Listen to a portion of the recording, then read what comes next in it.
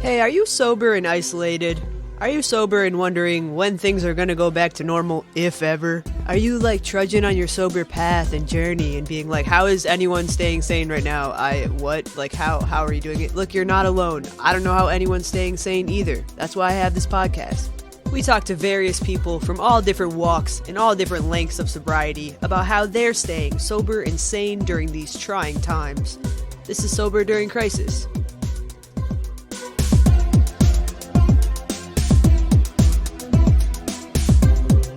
What's going on, everybody? This is Ange Buxton, your host. We have a great episode for you today. Just a quick check-in here at top. I'm still sober, still pushing through, still applying for jobs, and still grateful to have this podcast. Today's guest is the really dope, really chill, really fun Allie K. Campbell. You might know her from her YouTube channel, which was formerly known as Young, Dumb, and Sober. Now it's just Allie K. Campbell. Some of the funniest sober content available on the internet. Also, she's queer. We had a lot more in common than I anticipated. I just kind of hit her up randomly on Instagram, was like, yo, you want to be on my podcast? And she was like, yeah.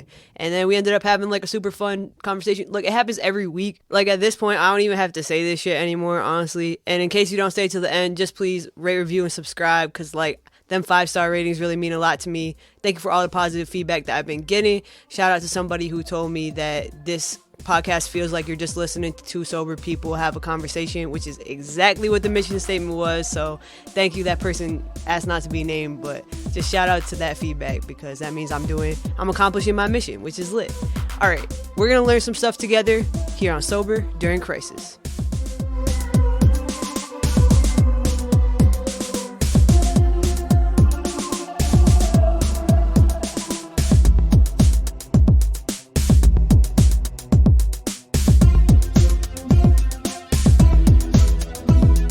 How's it going? And your name's Allie, right? Yes, and you're Ange. Yeah, I mean, yeah, cool. Most people say it wrong. I'm like, I don't know what else. It's short for androgynous, you know? No, it's not really, but. Well, it's either that or Ang, and I was like.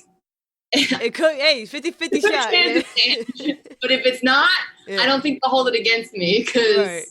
No, thank you. Oh yeah, what pronouns do you use? She, her. Lit. All right. Just mom. I'm trying to remember to ask that, because I get like not mad, but when people don't ask me, I'm like, oh, we're not doing that, and then I forget myself. So right. What do you prefer? They them is great for me. Yeah. Cool. That's awesome. Real quick, if I put my AirPods in, do you think that would help? It might. Yeah, it might. Okay. Can you hear me? Okay. I can hear you great, right. But like. My concern is like after the fact, because I was gonna ask you as well. Like I have a YouTube channel, Lit. So I have like a Zoom thing that will like automatically record this if that's all right with you. So Lit. Like, hold on, I didn't put my makeup on or nothing. I usually do stage makeup. If it would be okay with you, I would. And if I don't do anything really weird or stupid, like I would totally be open to uploading it on my channel as well. All right, lit. Yeah. You know, like if you want me to get rid of anything, blah, blah, blah. I haven't had a haircut in like 6 weeks, bro. Like, nobody has, but yeah, I'm down to have a video up. I tend to hide behind this mic just because I need this pop screen. I'm a loud motherfucker. I totally get it. Can we cuss on your YouTube channel? Oh my god, yeah. Okay. That's great. Can we hear? I'm assuming yes. Yeah, for sure. My thing is like I don't want it to be like, you know, like a church basement type vibe. Totally. So can you introduce yourself and tell me a little about your recovery? Just give me a brief overview. For sure. So my name is Alexandra Campbell. My, I guess, YouTube internet persona is Allie K. Campbell. I have been sober for almost 3.5 years now. My date is May 8th, 2017. I relapsed like prior to that, but I only went out for like a day. So I like to be like, it's kind of like 4 years, but like technically it's not. So it's, you know, it's somewhere around like 3.5 or coming up towards that. Cool.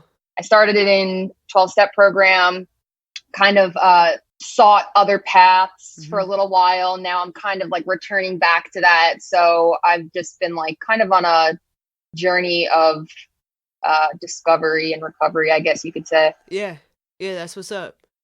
I just to relate to you a little bit, I too started in 12-step. I'm now, because of this podcast, actually, I'm exploring new things. I'm still going to stay with, I have 2 home groups. I chair both of them, and I want to keep those. Like, for me, service work and just having friends that are also sober has been the key. I don't really care what the guise is, right? So if it's in a 12-step, cool. If it's just people hanging out that don't drink and that are, you know, trying to be good people, then that's even better.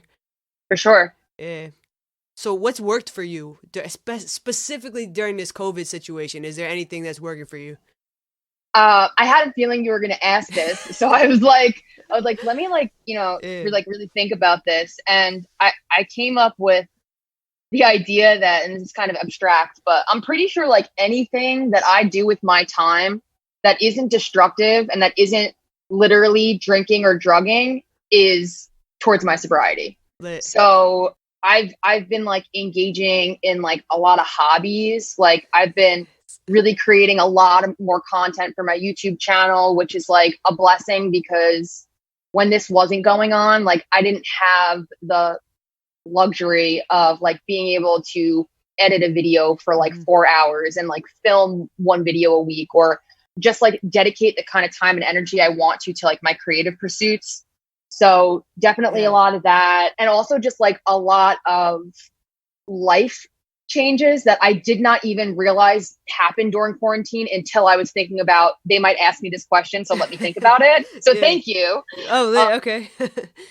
But I moved in with my girlfriend, so now I have 4 cats. So like that's something that I've been like dealing with. Like I'm a new like plant mom, so like now I have a spider plant that I'm trying not to kill. They're hard to kill, yo.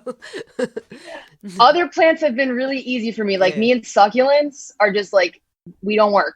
Oh. So like I went with something easier this time around. Like now I have a spider plant, and hopefully, you know, that works. I keep looking at it and it's like glaring back at me. You know, like writing, reading. I have like perfected a morning routine that I've been trying to get on track with for a very long time. So just like a whole bunch of stuff, a lot of video games, Pokemon. Yeah. Like, are you a Nintendo or a PS4, Xbox? What's your thing? I'm a big Nintendo fan, huge. Yeah. So I've been playing on the Switch, which is just like, how's your Animal Crossing island doing? You know what? I got Animal Crossing and I tried to play it for like probably a good 2 hours. And I was like, man, I just like, I can't get into it. You know what the problem is? There's too many choices and I'm a Libra. So I'm like, I can't we're mad similar. I'm done. I'm cooked. Are you a Libra? Yeah. And before you go on, I just have to say, one, I moved in with my partner right at the very start of quarantine. She has a cat, so now I'm a cat dad. First time in my whole adult life. Like when I was a kid, we had mad cats, but so that's 2 things. And then the other one was like, I've been like actually living my best life in this quarantine. Like I have 2 podcasts, like I'm creating content left and right. I'm so excited to have like time and energy to do. And then video games. Like I was not into video games. Like anybody who listens to the show up till now will say like, damn, like, what you just said is basically all the shit I've been saying. It's mad funny. That's amazing. That's amazing. I mean, it's like, it's kind of like, I almost feel guilty sometimes because like so much tragedy has come from this, right? And like people need help. And I'm like, a lot of good stuff has come from this time, like for me personally. And that's part of the reason why I do try to like put so much time and energy towards like the YouTube channel and towards like having conversations like this, because I know that there are other people out there who haven't had the same experience of like, I've been sitting around in my underwear playing Pokemon all day. You know what I mean? Like other people are like really struggling. So it's like, you know, like everybody's experience with it is different. But as far as Animal Crossing goes, I couldn't get into it. But my girlfriend, who's never played a video game in her life, sat down for like 10 minutes and now she's absolutely obsessed and like hooked on it. So it's her island now. Like I have nothing to do with it. She got hybrid pansies and all. I don't play. I got a PS4. I play a lot of FIFA and Madden, and that's pretty much it. But yeah, I used to love Super Smash Bros. Though. Oh my god. I'm not good at Smash, but I like playing it. Yeah, it's super. I'm trash too. I'm trash. I try to be Link, and then when you're Link, you can't just jump around because you're mad heavy, and then I just die. Yeah, it's a good point. Yeah, focusing on positivity has been really, like, the positive things has been really important to me. I'm not sure. I know some people are in really tight spots, especially financially, but some of it is perspective too, because I know people in very similar boats of me that are just not having, because honestly, probably because they're not in recovery. You know, a lot of people are slaves to alcohol right now, and like I'm just so glad I got out when I did. Like I just hit a year sober. I would have I would have been in the thick of it. Like that would have been all I was doing. So it's really great that I'm sober. I'm glad you're sober. I'm glad you're me here. too.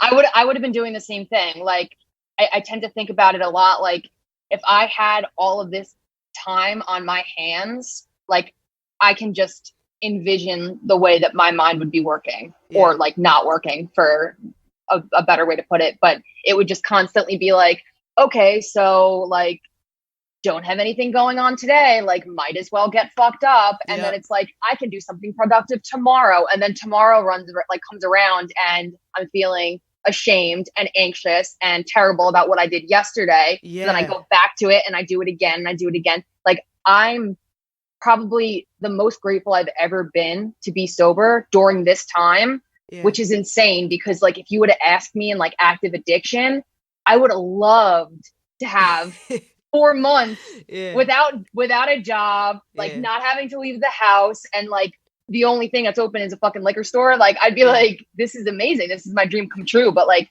I'm really happy that I have my sobriety right now. Like it's a blessing for sure. Your YouTube channel would have been a whole hot mess. Oh my God. It would have been just drunk TikTok dances. Just I would have been banned. I would have been banned. Like, no. Oh my God, I know. But that's so true. I like doing nothing all day was kind of my MO. And time's already passing in the weirdest ways, and I'm sober, so I can only imagine how many days I would have lost. You know, and then that feeling, when it's 4:00 and you're like, all right, you wake up in the morning, you're like, I'm not going to drink today. I got to take a break, right? And then it's 4:00 and you're like mad squirrely and you're like, but I just like, so you go to the liquor store, do it again. And like every day. For sure. For me, it was 4:00. Like right around then, it'd be like, I know I said this morning I wasn't gonna, but I don't miss that at all. I don't either, man. Like it was like a full-time job, first of all. Hell yeah.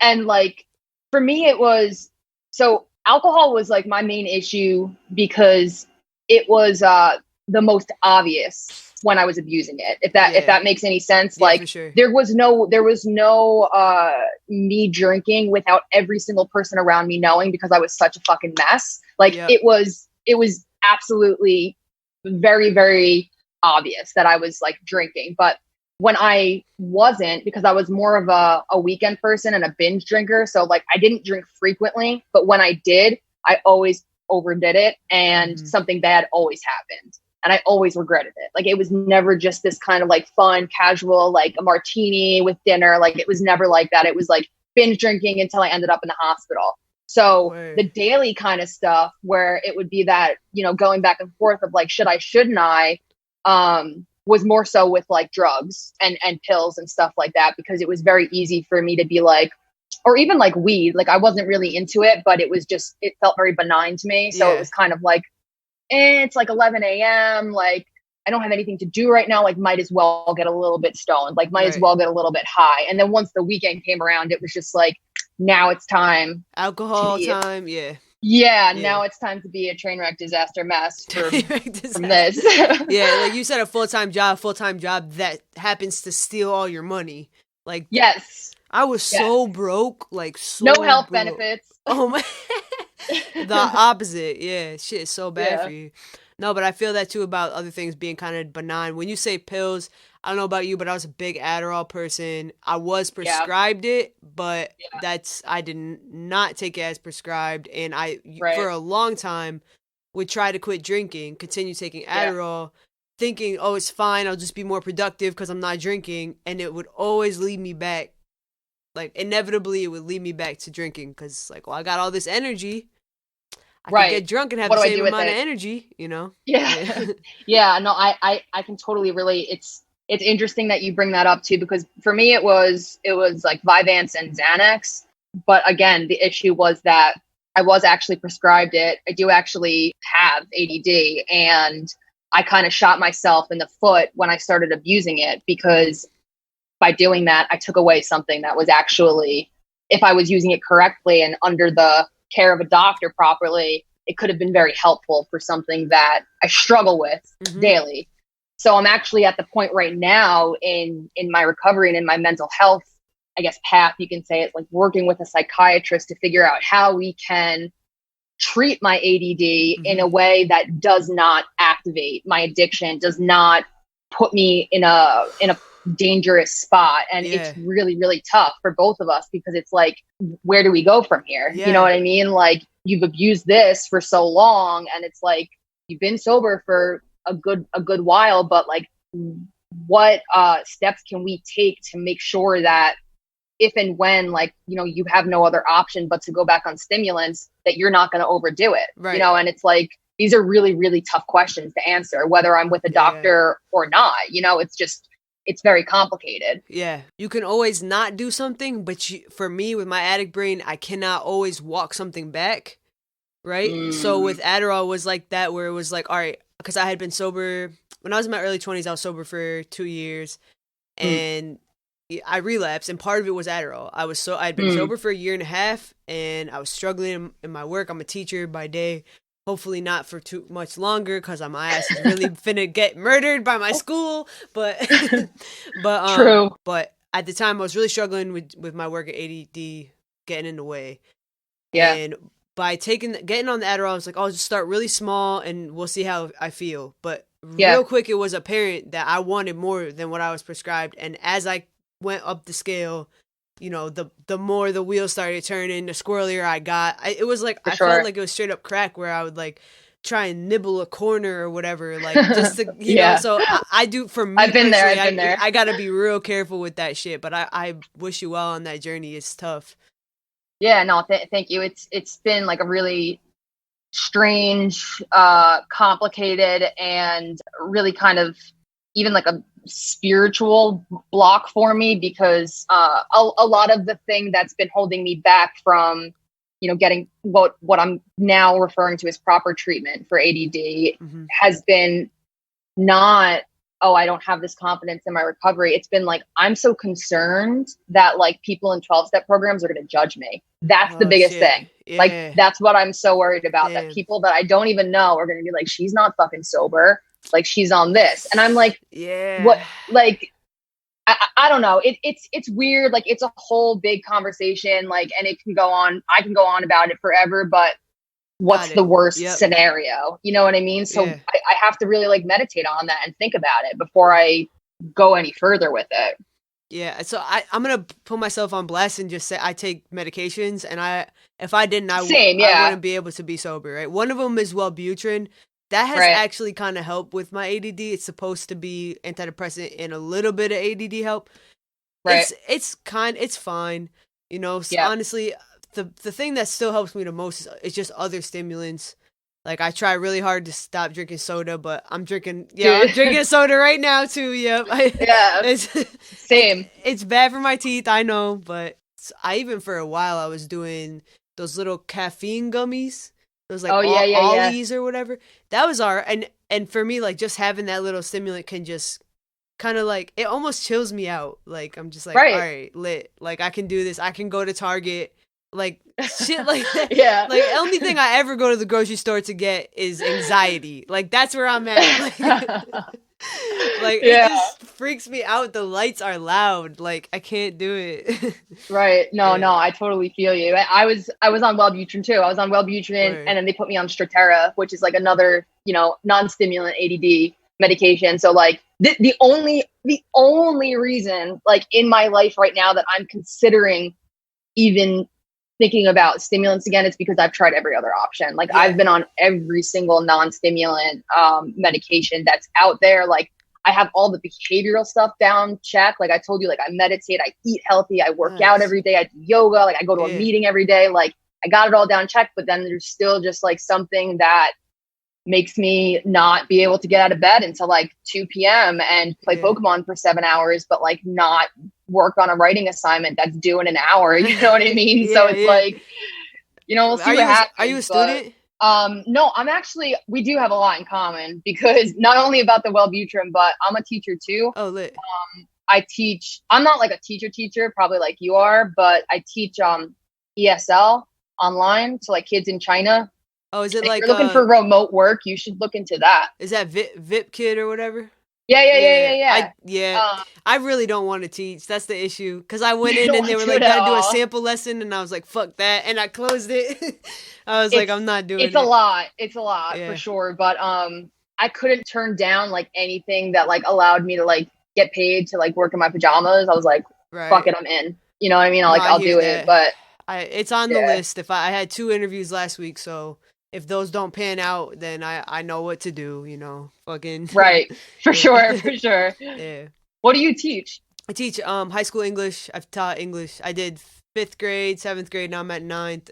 I did get my master's in teaching, but the thing is I just kind of I did Teach for America, so I kind of fell into the master's path, and I was like, I knew I didn't want to be a teacher, but you know, I gotta eat, you know, so it just kind of happened, and I don't regret it, but I do think teaching and my recovery kind of clash rather than supplement each other. So I'm looking for a job that like at a rehab or something that will supplement my recovery instead of teachers drink so much and it's so much stress and it's just like it's a kind of a toxic environment.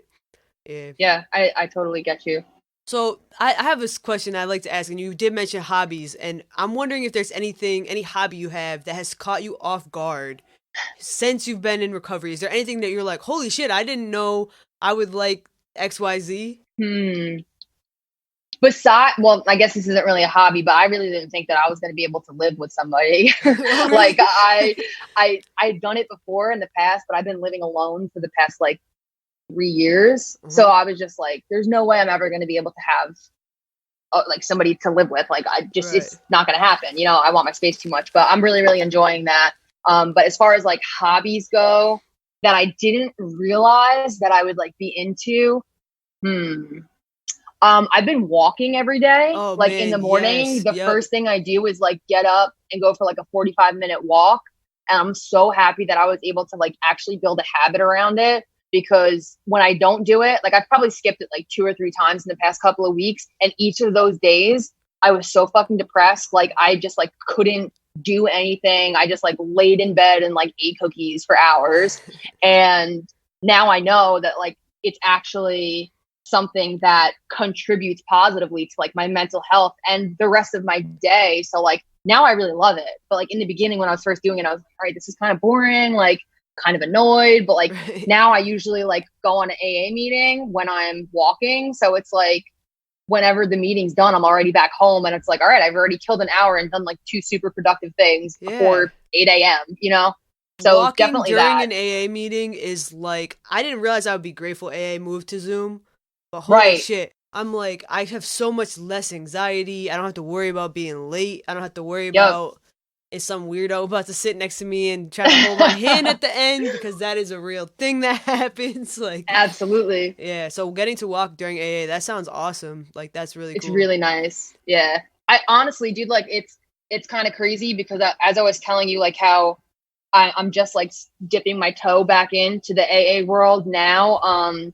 Prior to the pandemic, like I had not gone to a meeting and probably an AA meeting in like 5 or 6 months. Like I just was totally like filled with resentment, honestly, towards that program and was like seeking like alternative things. And I'm still like supplementing it with other stuff. But for whatever reason, like having access to, I guess, more progressive meetings since they're online now, like I'm able to go to more like queer meetings. I'm able to, granted, like New York City is right around the corner from me. So there's no excuse for me to have not been able to go to those meetings in the first place. But like now they're even more accessible. And it's like, I'm able to find like my people a little bit easier now. Now it's like, once this is all said and done, I'm actually really looking forward to like going back to meetings like in person, which I just did not think I would be saying. Like, I just really, really didn't see myself saying this. And like, here I am saying it while recording on camera. So it's on the record. Can't take it back now. Yeah. It's funny you say that because it's been a big part of my journey as well with finding meetings I actually fit into. And the 2 meetings I chair are both queer meetings. I'm lucky I live in Northampton, which is the gay hub of Massachusetts. Already a pretty gay state. It's where Smith is, if that's any help. So that's pretty gay. It's pretty gay. Yeah, it's pretty gay. But there's a Thursday and a Friday. I'll shoot you the info about those in a DM if you ever want to come through, because they are. I mean, they've been my lifeline. And I remember hearing people say 90 meetings in 90 days, and part of that process for me was just figuring out what meetings do I actually want to go back to, like. What meetings have people constantly on their phones, up out of their seats, like walking around, because those are not meetings that are conducive for my recovery. Whereas the queer meetings I've found, everybody's saying hi. There's no boys talk to boys, girls talk to girls, which don't even get me started on that. I know. Like, what about everybody in between? Like, who the fuck are we supposed to talk to? Oh, man. And that's a resentment I have for sure, is I had a dude come into a detox and that I was at. And so he's doing a commitment, bringing his service in, which that's awesome. But we got into a screaming match because he was saying men sponsor men, women sponsor women. And that's the hard and fast rule. And I looked at him and I said, you're going to tell me that you want me to get a female sponsor? I said, ooh, hook me up. Like, you know what I mean? Like, it just doesn't, you can't tell me one thing works for everyone. That's a lot of the fault I find in AA. It's like, it's not not everybody does the same shit and gets recovery. That's not how it works. Like, everybody's different. Yeah.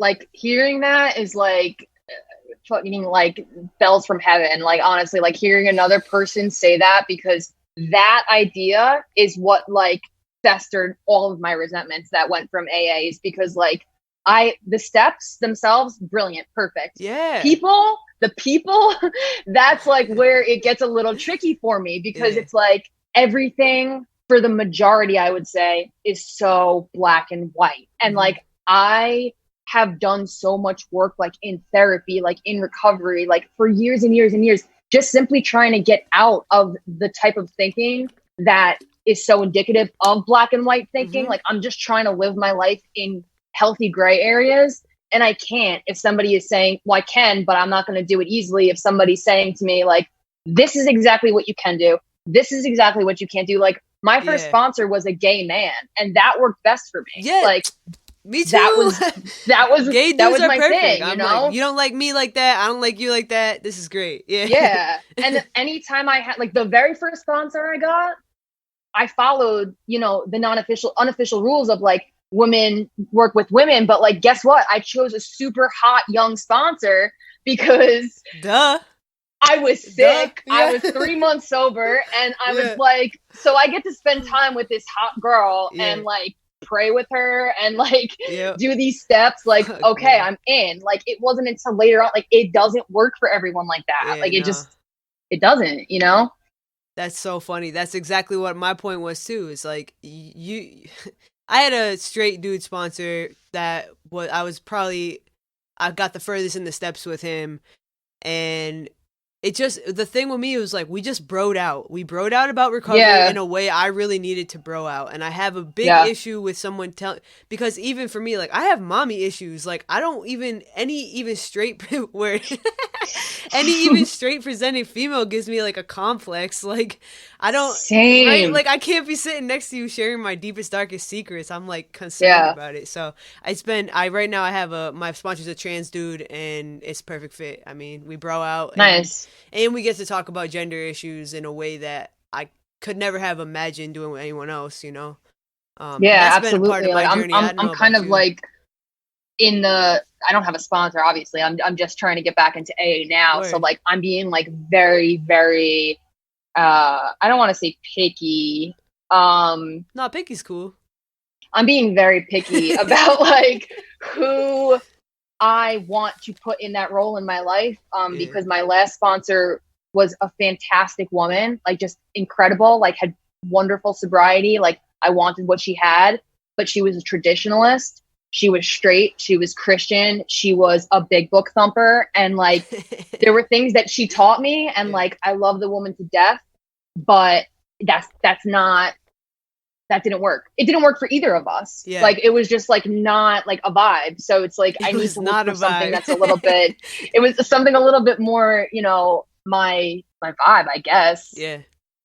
Yeah. I'm just wait. Like, I'm letting the universe do it. Like, I'm not going to like seek it out. I'm going to wait. And then like when the time is right, like I know when that person comes into my life, like I feel like I'll know.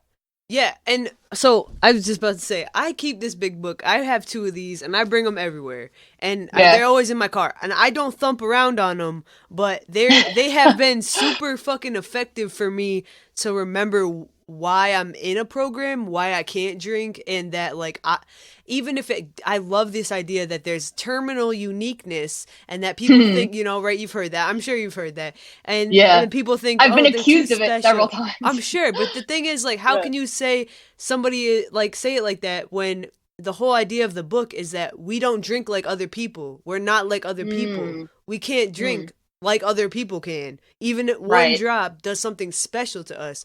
So that's already, that's in conflict with itself, you know. Or they say, you know, stick with the winners, right? Stick with the winners, but then they say don't judge anybody, bruh. Dude, like, yeah. Like, how am I my favorite is like, so I took a little bit of issue with identifying as an alcoholic or an addict, not because I think I can drink, not because I think I can drug. Like, I'm 150% sure that like if my ass picks up a drink, I don't know what the fuck is going to happen next. Like, bad shit will happen. Yeah. Like, so I can't successfully drink. I can't successfully drug unless I'm under the, you know, help of a doctor.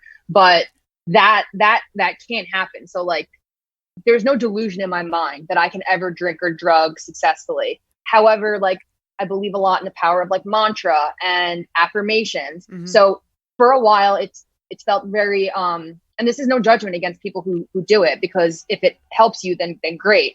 It wasn't helpful for me at a certain point to identify in that way. And I talked to my sponsor about it. And it was a very hard and fast rule, in her opinion, of if you won't identify this way, it means you're going to drink or get high again. And it was like, I don't get it. And then, you know, I'm like, I just don't want to identify. Like, I'll identify as someone in recovery. Like, I'll identify as somebody who's recovering. Like, I just don't feel comfortable doing this. And then at a certain point, she kind of said like, well, it's out of respect for the group. And I'm like, out of respect for the group, but like, I thought it was to thine own self be true. Ooh. So like, should it be, you want me to lie to the whole group. You don't want me to be true to myself. You want me to do what makes them comfortable. Cause that sounds like ego, you know, like, and I just like get into this like debate, you know, and it's like, why is the way that I identify affecting you at all? Like, yo, you're just dropping bars right now. I think it's important to poke holes in this shit. I really do, because it's the reason people get mad, they get a resentment, and they go out.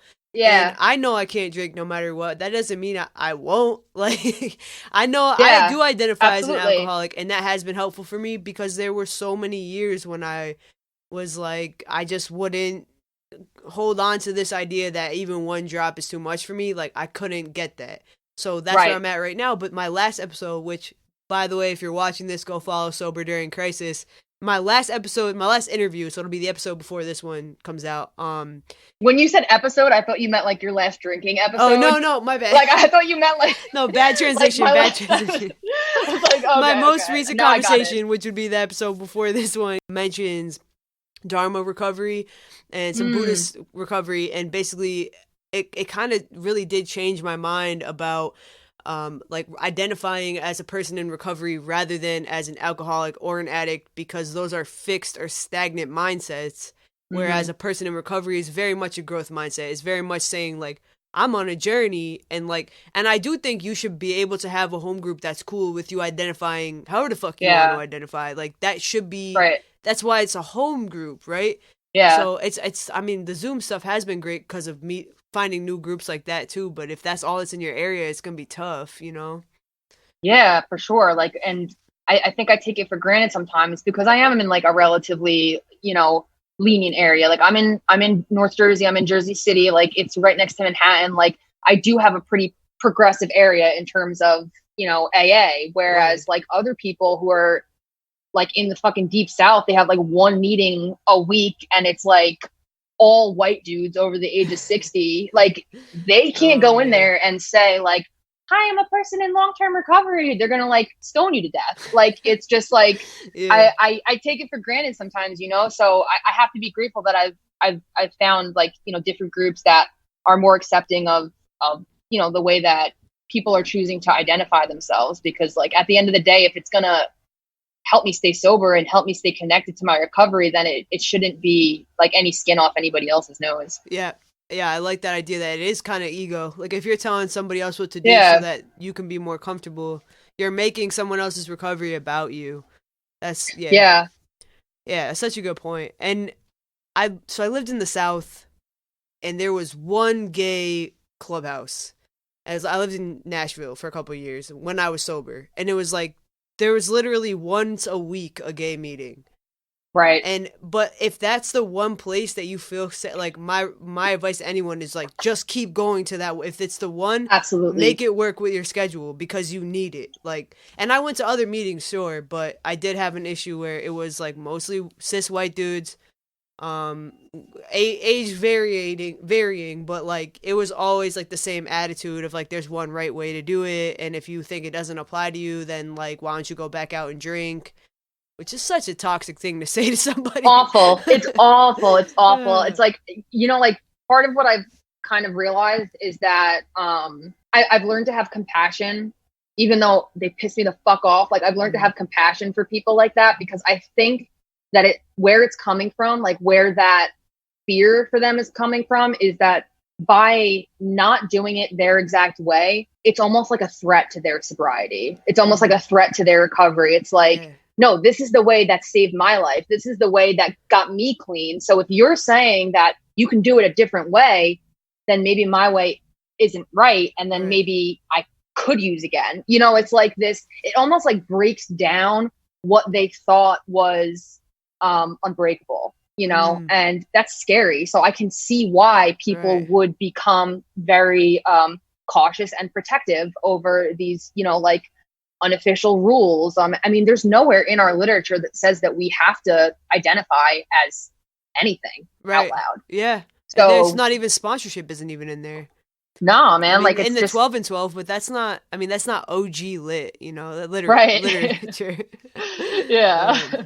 It kind of goes to like, even with people who are like, I'm just thinking anti-gay marriage, right? Like the whole thing is like, if you're telling me that this other way to do things is legit, then how come the way I was taught to do things, like, does that make the way I was taught to do things not legit? So people who had a sponsor that told them you have to do it this exact way, and even if they had questions, their sponsor told them, no, shut up and do it this way, and then they see somebody else doing it the way they want, they're like, well, you're telling me all along I could have done that? It's like, yeah, bro. Like, I promise. Yeah. Like, it's pretty fun over here. Got a lot of girls. Right. Like, I'm just like, no, you're so right though. It's like, you know, it's just crazy. It's like that intersectionality is like everywhere. If you choose to see it. Yeah. So I want to go back a little bit. I know that you said you've been walking every day, doing meetings in the morning. Is there any other way that COVID has changed or impacted your recovery? I would say the biggest change has been, for whatever reason, like bringing me back to the program. That's been huge, because I really didn't see that happening. But wow, yeah. Other than that, because like you've just heard my views, like can you imagine like how like this is me being like lenient towards AA, so it's like I really had to do a lot of like soul searching to be at a point where I could get back into the rooms. And for some reason, like COVID, being at home, like having to kind of sit with myself a little bit more, and like actually missing having the opportunity to go be with other recovering addicts and alcoholics, like that set in a lot for me. So that's probably been the biggest thing. And on top of that, also getting to look at alternative methods. So I got certified for a program called Y12SR during COVID. It stands for Yoga 12-Step Recovery. It was created by Nikki Myers. She is long-term AAer. She's been sober for like 35 years or something like that. Nice. She's super spiritual, super amazing. And basically it's like a a tool that she created to go in tandem with AA, basically. So if it hadn't been for COVID, if I hadn't had this time to put towards that, I wouldn't have been able to do it. Not only because I wouldn't have the time, but I wouldn't have been able to travel to California to get the training. Like I got to do it online. You know what I mean? Nice. So yeah, it worked out in that way. Like I was able to just like I guess lean into a lot of different recovery paths more than I would have normally. Yeah, I think more access, like the Zoom, because everything's moving online. Yeah, and thank God we're finally catching up to the technology. We already had this technology, and like, I know. I think about how people, you know, my sister, for one, she's a senior in college, and she's very sad. She plays ultimate frisbee. She goes to Temple. She's worked really hard to make it to her senior year, and now they just canceled her fall season on her. But you know, she gets to work online, so potentially, I mean, she did just sign a lease before all this, but potentially you could stay with someone or stay at home and go to school online. And I just love that as a possibility for the future as kids, because like, I know my students, they have to work and go to school. There's not an option not to do that. Right. So I just think about the way it's going to make certain things more equal or more equitable, I guess. For sure. But and for us too, right? So you got to go to a training based in California. I mean, that's incredible.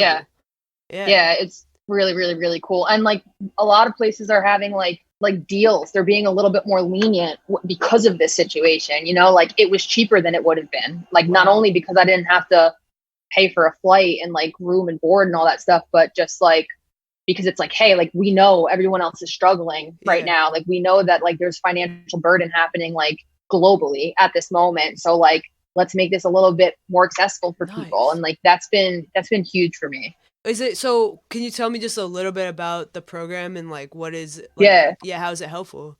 The meetings are in the same style of AA, but instead of just a typical meeting, you do 45 minutes of yoga first or after. Oh shit. So that's amazing. It brings in, it's really, really cool. And like, they're all online too and free. So like, definitely check it out.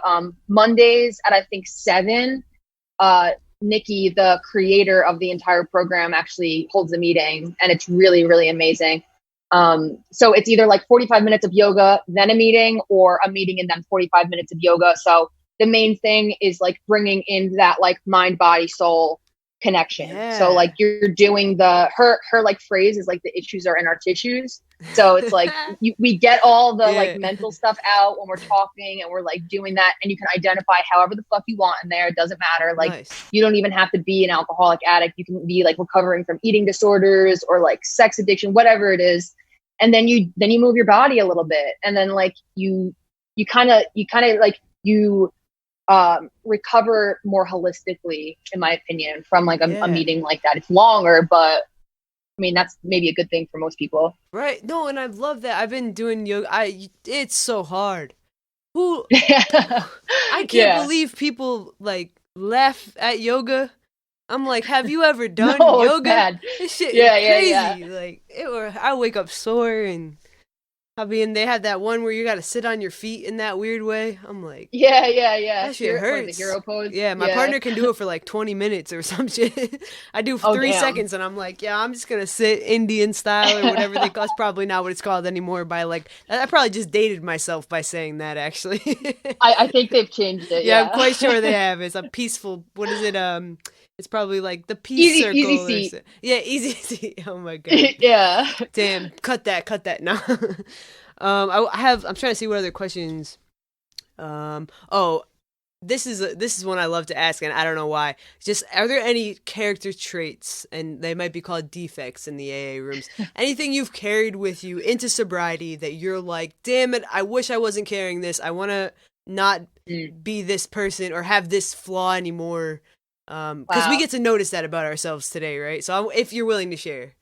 So many to choose from.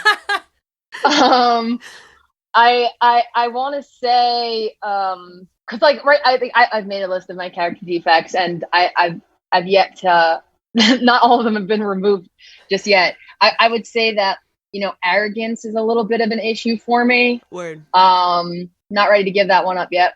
Well, hey, that has some and good sides, right? That has some upsides. sometimes, yeah. But on the flip side, this is like a very Libra answer. Like, I'm also super, super insecure. When that's an issue that I would rather like move on from, because it holds me back a lot. Like, I can be very, very insecure and very, very self-conscious, and you know, it can really get me into like traps of like negative thinking. So if I really had to kind of throw one out, I would get rid of that one. But then I'd probably just be like an egomaniac or like a narcissist. So maybe it's a good thing. I don't know. I saw some one of the horoscopes or whatever called Libra's narcissist the other day, and then I unironically took a picture of myself flicking off the tweet and posted it, and then realized what I'd done, and then I was condemned to a Libra death, which is just self-hating and also going like, I'm kind of funny. Like, it's like the saying they do in AA. It's like an egomaniac with a inferiority complex. It's like, that's perfect. Pretty much. Well, I guess. What about you though? What would be your your flaw that you would get rid of? Okay, I still do this. I people please so bad. And that's a Libra trait too, though. Is it?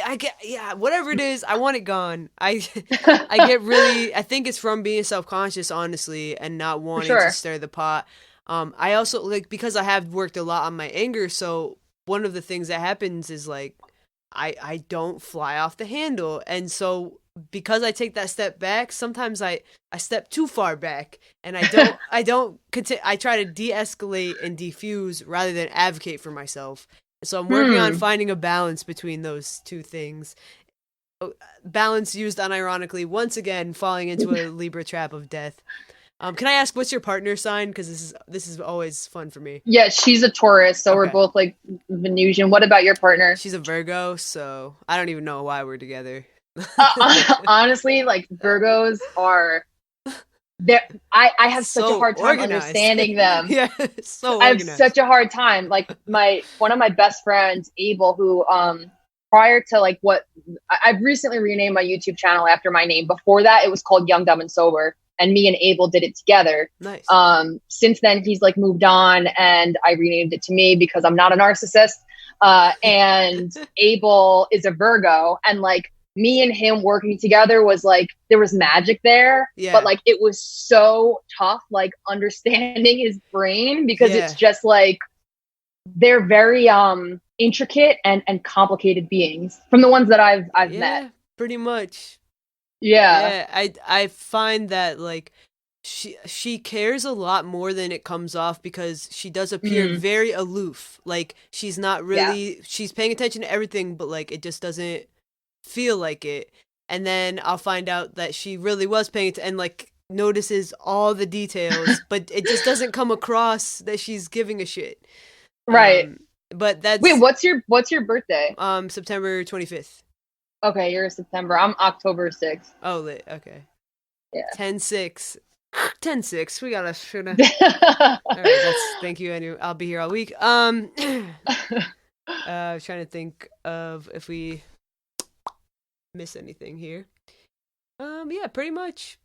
I feel like I went like off topic like 75 times. That's my bad. The point. There's no on topic in this podcast. Okay. The first good. 4 episodes, I forgot to ask people to introduce themselves.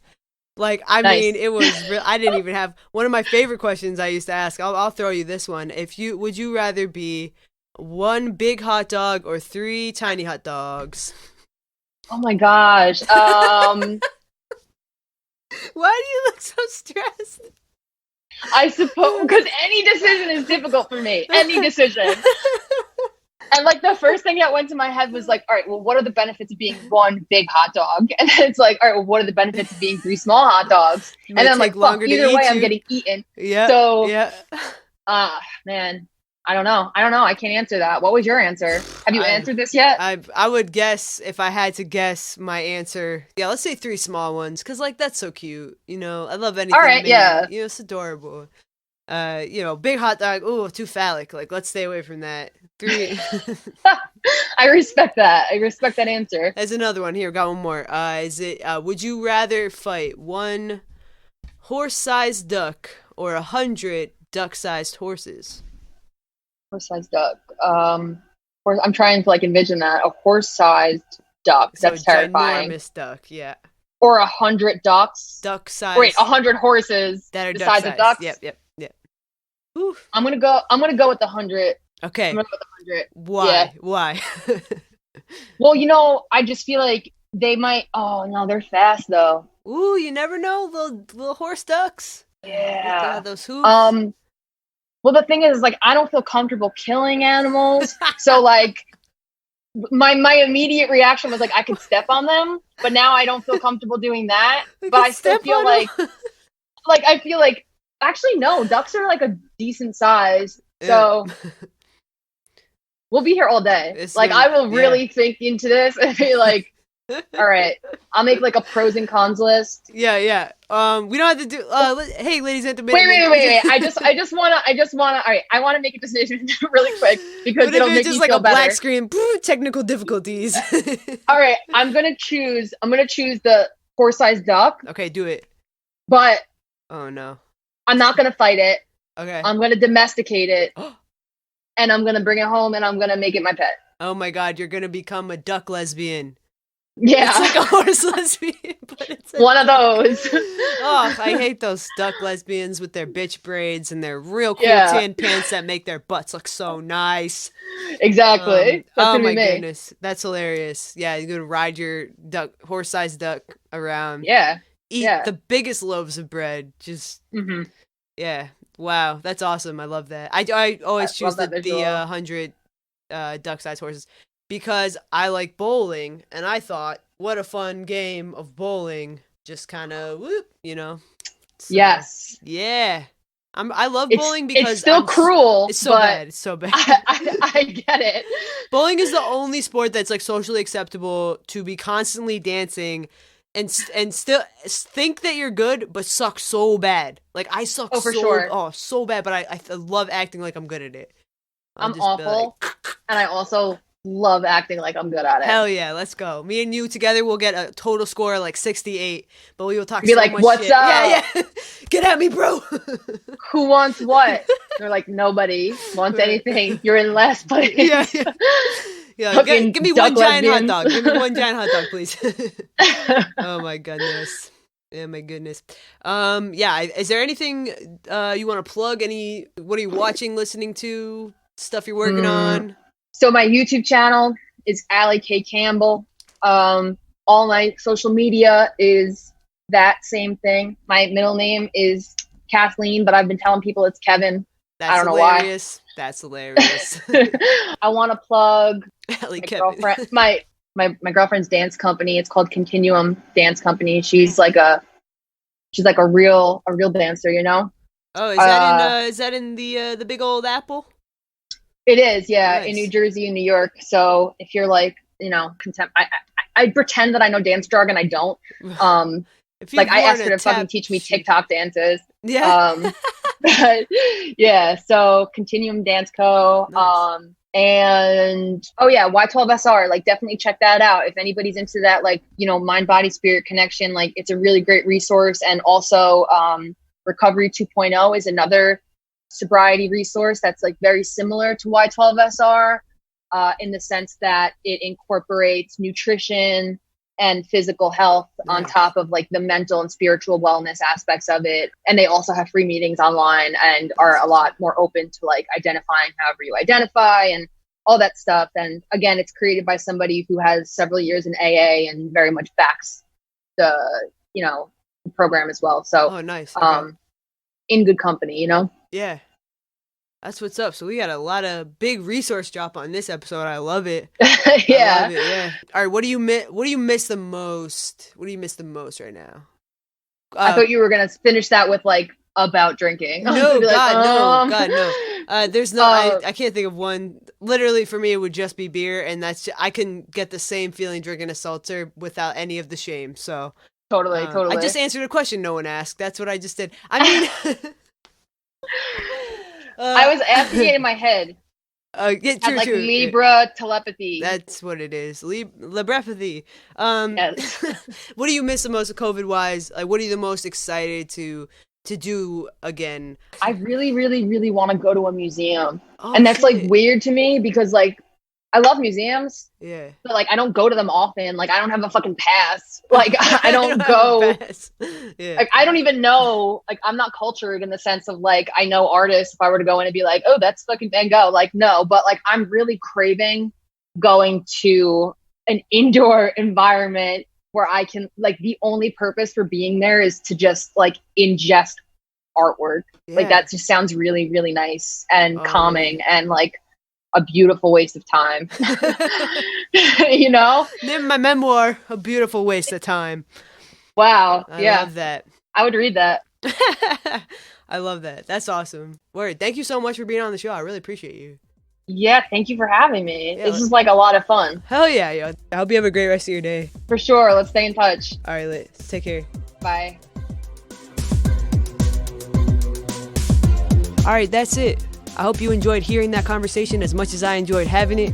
I just want to reiterate for anybody who doesn't know, I'm not an expert, neither are any of my guests. We're just people in recovery that want to talk about our experiences, share our strength and our hope, and hopefully you pick up some cool resources that you can use in your own recovery program, no matter where you are in that today. If you want to be on the show, you definitely can. Please don't wait for me to ask you. Just hit me up. You can email me, soberduringcrisis@gmail.com. You can also slide into my DMs on Instagram or Twitter @soberduring. Not to be mad extra about it, but if you haven't rated, reviewed, and subscribe wherever you listen, please do. It does really help the podcast. And if you have a friend in mind that you wanted to share the podcast with, but you didn't yet, here's my gentle reminder. Maybe just like share it with them because they might like it. And that would be lit. All right. I'm not going to pick up today, no matter what. Peace.